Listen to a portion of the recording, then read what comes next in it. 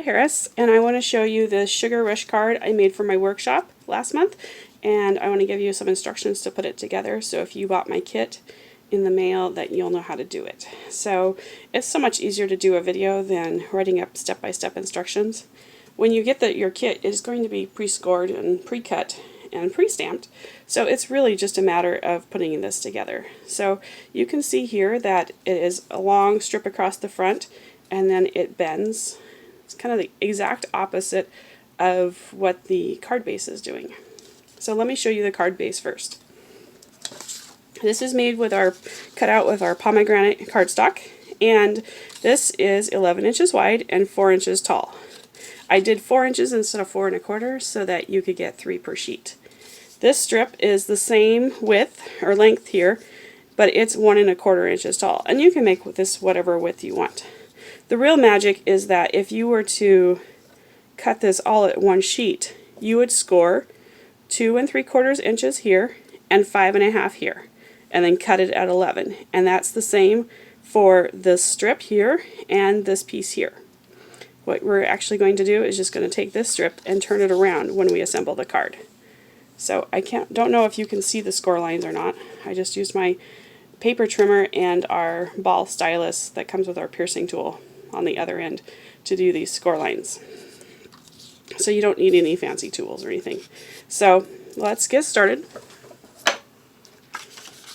The easiest way to do it is to fold the card in half.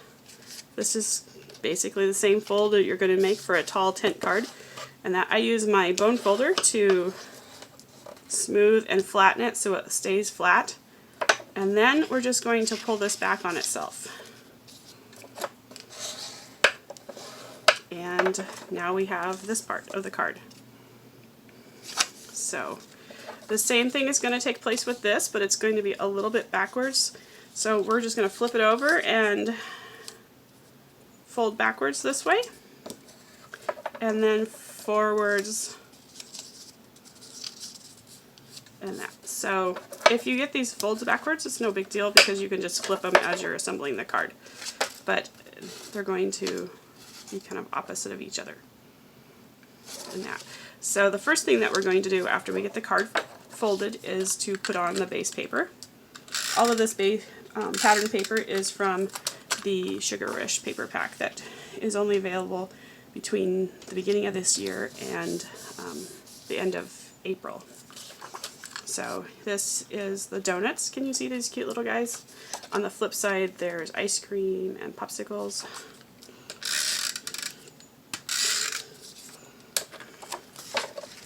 And this piece of paper is 3 3/4 by 5 1/4. Usually it would be 4 inches tall, but since we made the card a little bit narrower because we are trying to get 4 of them from a piece of cardstock, just got to cut that down.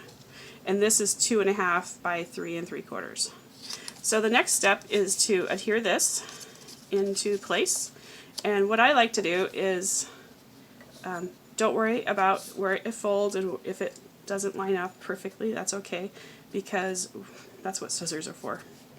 And nobody's really going to notice. So I will put adhesive on this. And I only use 2 strips of adhesive here, but I'm going to coat this entire thing because this is going to be under some tension. And stand up to make sure it's fairly straight. Yeah, it's probably going to be a little bit crooked. But then I just press it down. And that did this mechanism.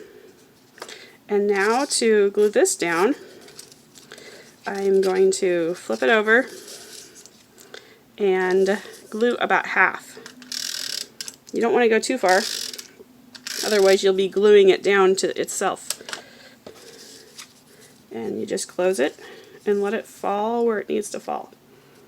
If you get extra adhesive where you don't want it to be, our Rub and Remove eraser is excellent at picking up gum adhesive, and that's what all these little black things are, is adhesive that I've picked up from where it wasn't supposed to be where it's supposed to. You know what I mean. Okay, so with our card, I have this strip here and this sweet word strip, and it is washi tape. That is part of the Sugar Rush collection. There's 3 different washies. I'm using 2 of them. And I've already started putting the washi down for the sake of this video and that on the inside pieces, but I thought I would show you how I do it on this piece. So the first step is to get a piece of washi off of the roll. I had started putting this together and I thought, no, I'll do this on the video. So I wound it back on. And I like to just set the roll down. And washi, there's so much of it. It goes such a long ways that I don't mind using a little extra. And I'll put it down on one end and adhere it to the background paper or my desk, and then smooth it out and lay it down. Now it's sealed down and it's not going to move on us. I like this washi. It looks like it was stamped. And during my workshop, everybody was looking for the stamp. And then it was just washi. So I just rip it off. And I know that the words on the right side are going to line up a little bit and be more visible, so I'm going to line up the word fun over here and then just smooth it down. So, and then just peel it up. So you can either wrap it around or trim it off. I've learned that trimming it off works better, especially on the belly band of this card, because it's under tension and we need the adhesive to stick really well. And adhesive sticks to paper better than it does washi tape. So, yep, just trim it down. These scissors that are black bladed are non-stick, are close to my heart. Ones are fabulous. Unfortunately, they don't fit my thumb.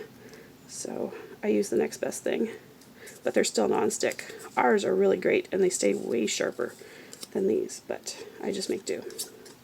So now we are ready to put the white stripes on. And I use a bit more tape than I would if I were putting it right on the base of the card, because it's going to be stretched and bent. But I just eyeball it and line it up. And it's probably going to line up with this edge here and this edge here. That was the plan, because this is 5 1/4 inches long.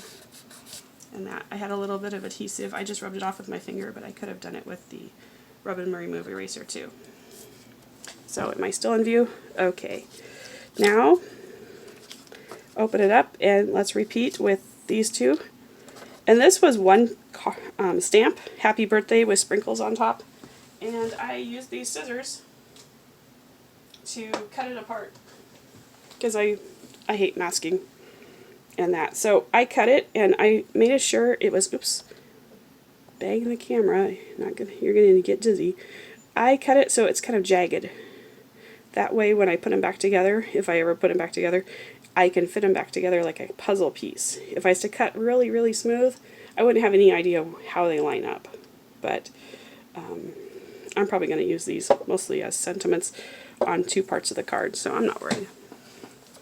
And that's the benefit of clear stamps, is that they stick where you put them. And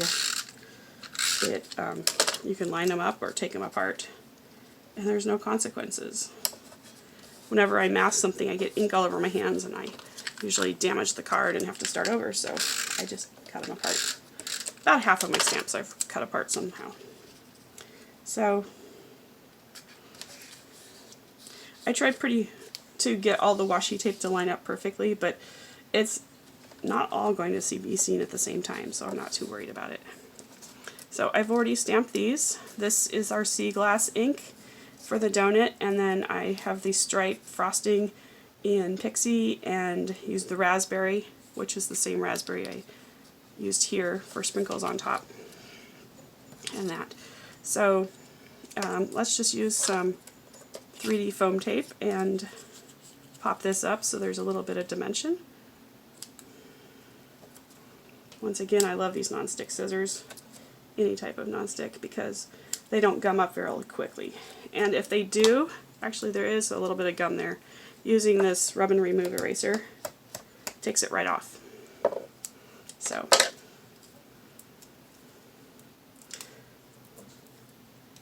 I have to thank Jayma Malmy for giving me that tip. She's very experienced at crafting, and she had the idea of using the Rub and Remove eraser to clean up scissors. so you don't need a goof off. So it's always a little challenging to get lots of adhesive on the back of this when you have 3D foam, but not too hard. And I popped mine up quite a ways so that you could see as much of the washi as possible.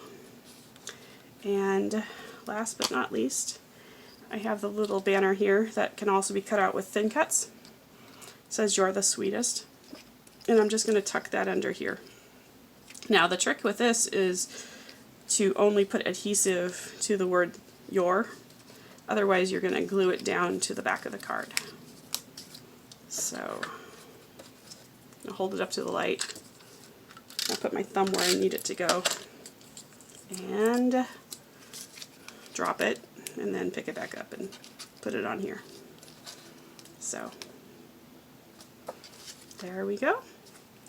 And the last thing I did was I used our new shimmer brushes.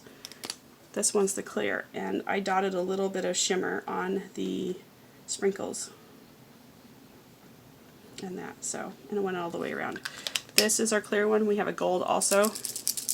You shake them up if you need to. I shook this up before the video, but don't squeeze it hard, otherwise it'll make a puddle. But it does a great job of adding just a little bit of sparkle detail to the card. And there you have it. That's how you make this card. And I hope you have a great day, and let me know if you use this pattern, and I'll showcase you on my Facebook page. Thank you everyone for watching. Bye bye.